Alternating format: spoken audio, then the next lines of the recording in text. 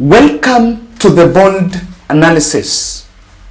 It is an open secret now that Uhuru Kenyatta's family and Uhuru Kenyatta's name has often been used by the UDA regime to divert attention of the country anytime that there are some Azimio la Umoja activity, especially on protest. And the anchor narrative whenever Raila Odinga calls mass action has been Uhuru Kenyatta is behind it. And this was clearly said some time back by Gaucho. I will play for you that clip. But today, we've seen the former president, the fourth president Uhuru Kenyatta, driving himself to attend the memorial service for anti-government protesters that lost their lives at Kalonzo Musyoka's command center. Uhuru Kenyatta arrived there casually driving himself, and that is the video you are seeing. He rarely makes public appearances, and I think since handing over power, the number of times that Uhuru has been in the public accountable. After swearing in, the next time Uhuru was in public was attending the burial of Magoha, and then held some roadshow rally with Raila Odinga. Then also came out, I think he also came out the other day when he was coming out to defend the Sun, if I'm not wrong, and also during the Jubilee NDC. So this is like the fourth public appearance. Now, this public appearance has come amidst a claim that Uhuru Kenyatta, Uhuru Kenyatta's family was being sought, Uhuru Kenyatta's son was being sought, or rather trying to level accusations about how Uhuru was a key financer of the mass action that was witnessed last week. But before I lose the plot, I want to play for you the soundbite of Gaucho, who was raising this question that William Ruto has been using Uhuru Kenyatta's name simply to divert attention.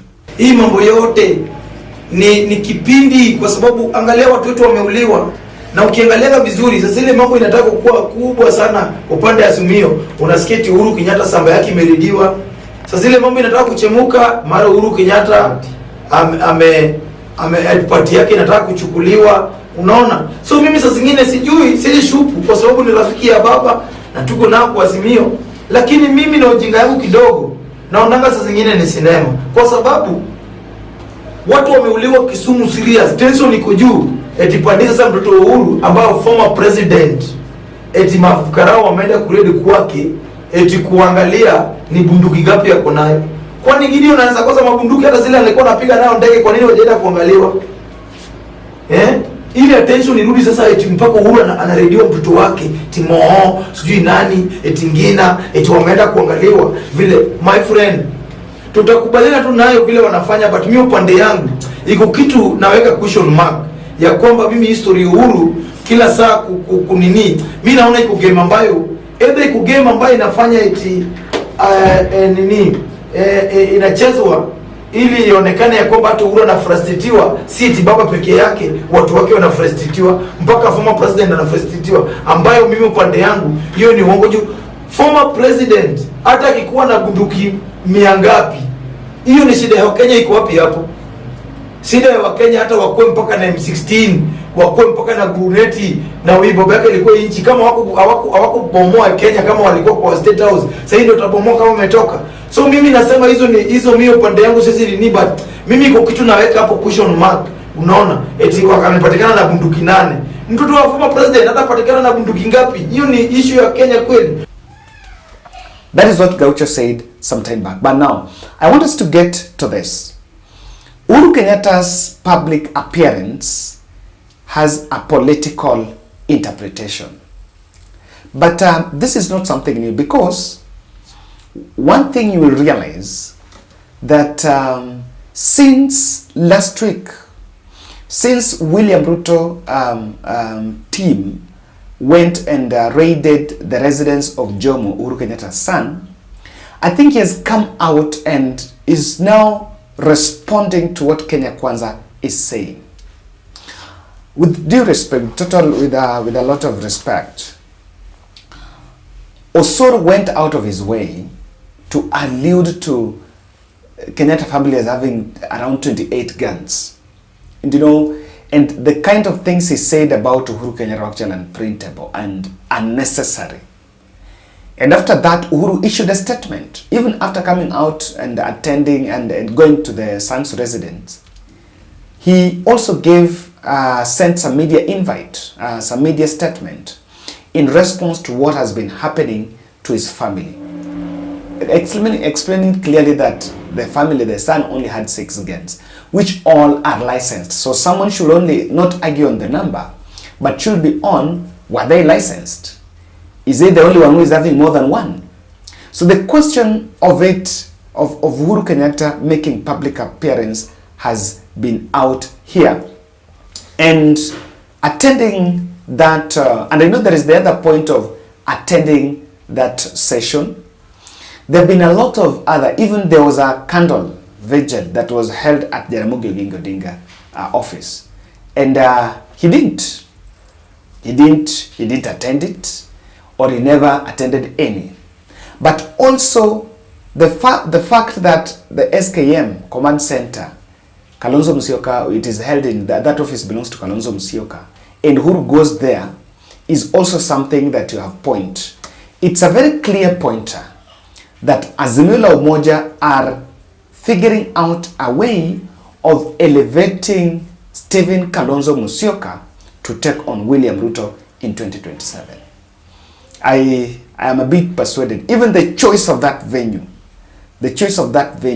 is associated with Kalonzo Musyoka, and it's very clear that they're trying to put Kalonzo on the table. Now, I want to explain in this podcast why Uhuru Muigai Kenyatta has now opted to face William Ruto head-on.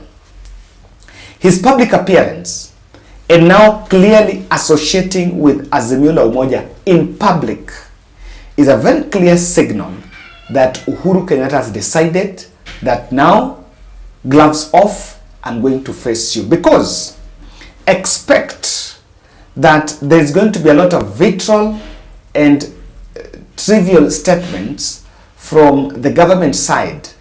People that have now gotten a new house, a new brand of politics, name calling Uhuru Kenyatta. They're going to call Uhuru Kenyatta all sorts of names, and he's only because he's come out to attend a memorial service for those who lost their lives in the protest. Now, someone may want to question, are they now going to insinuate that Uhuru Kenyatta has been funding, and so there are those who are affected by it? It's a question. There is also one thing in Uhuru Kenyatta there you need to point out. Uhuru Kenyatta is also a mediator. Yes. And maybe there have been talks of other international forces, other leaders that have been coming to try to get this mediation. Uhuru Kenyatta could also be clearly in the point there. Is it about Azimio politics? So there are a lot of political interpretations from him coming out. Let me give you a short story here. It was in one of the tabloids, I think, and someone was saying that State House was demanding that Uhuru Kenyatta to relocate. He has a house around Dennis Street, not very far from State House, and they demanded him to relinquish that house. Probably, it's around the presidency because this country doesn't have a co-president. Where Uhuru and Ruto stays are not very far, if they stay within the State House premises. So there was a demand, a request for Uhuru to relinquish that place. And what the Uhuru's response was even revamping the house and putting it as his official residence. We actually told that that residence was set up there by the late father, Jomo Kenyatta. So it has been there for long. Even Uhuru Kenyatta as a president, he's been using that residence. So there's been a lot of behind-the-scenes statement on this, but that was just a sidebar. I want to tell you the reasons why Uhuru Muigai Kenyatta is facing Ruto head-on. The reason number one is he wants to give police brutality the prominence. The prayer, the memorial service, is purely on police brutality, that we want to face police brutality. And when he comes out, you know, it has already given its media attention. You know, by the way, what will make it different? What will make it trend? What will make people to talk about it? That memorial service. Now, what is going to make that memorial service to be a talking point today, this Friday, is because of the presence of Uhuru Muigai Kenyatta. The presence of the Uhuru Muigai Kenyatta is the breaking news in it. The other leaders that have been there attended the candle vigil at Jaramogi Oginga Odinga place. And then, you know, that was done at Jaramogi, then this one is done at Stephen Kalonzo Musyoka's SKM Center. So, it is very clear that they want to give police brutality prominence, the push against police brutality. Because in media there is something called agenda setting theory.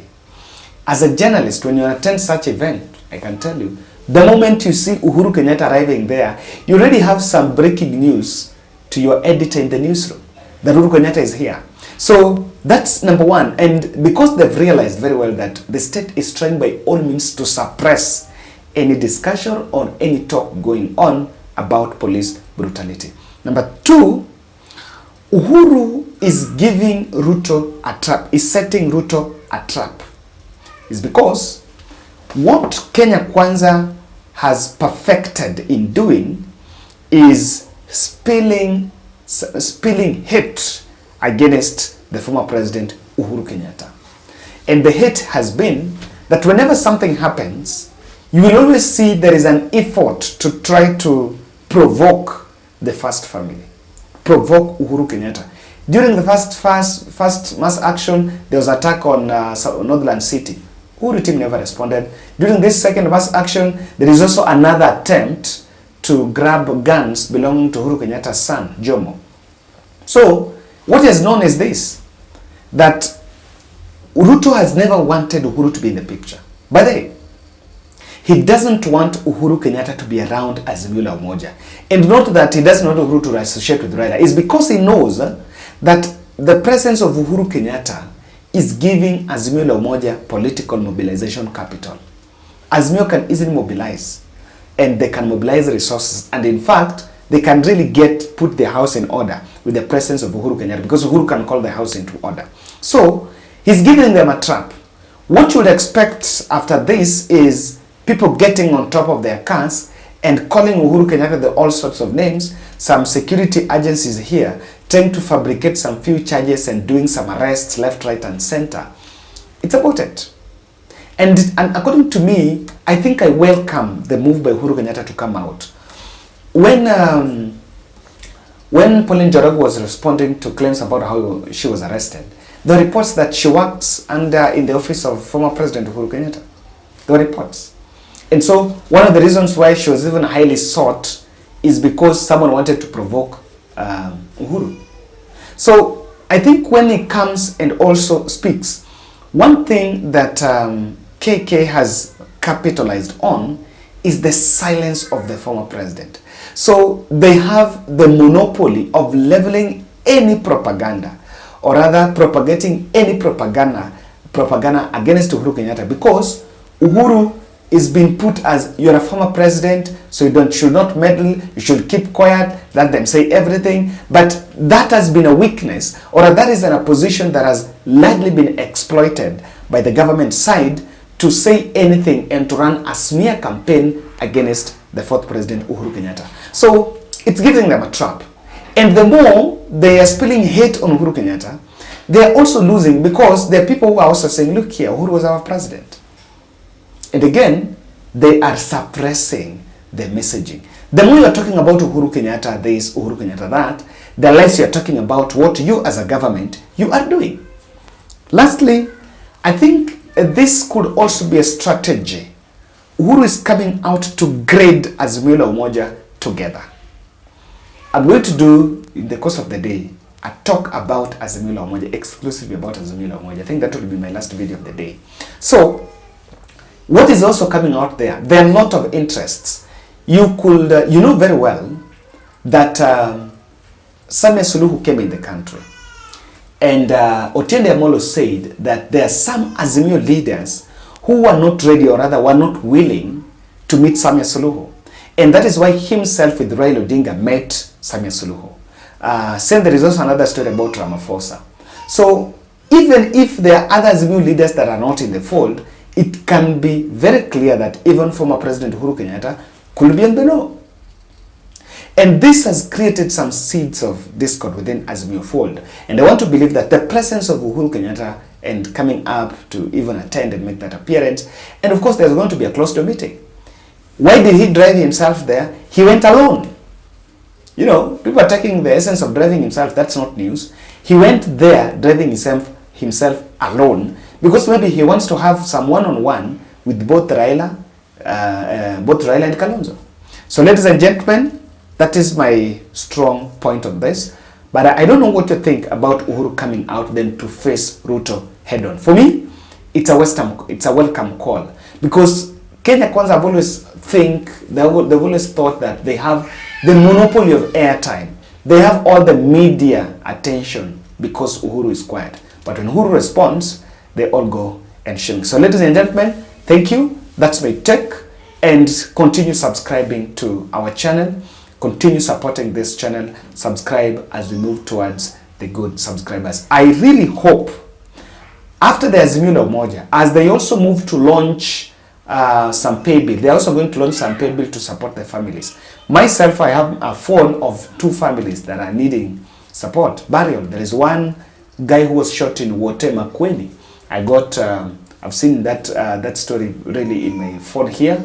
I've also got, I think, another gentleman who was also shot in Kitengela, I think needing also some medical attention. So I really hope that as they run that pay bill, it will be good, and they will also move in speed to support those who are affected. I know very well that it's not that they don't need, that they can't, but the more we also move with speed and support, there are people that are mourning, they're finding ways of burying their families. The Luo Nyanza leaders are doing better because the county has taken some of those bills and are footing those bills. But in the other regions, we need to. And that is also one of the reasons why Uhuru is there. When Uhuru is there and Uhuru is also pushing that pay bill, then it's going to be a very good resource mobilization scheme to support the victims.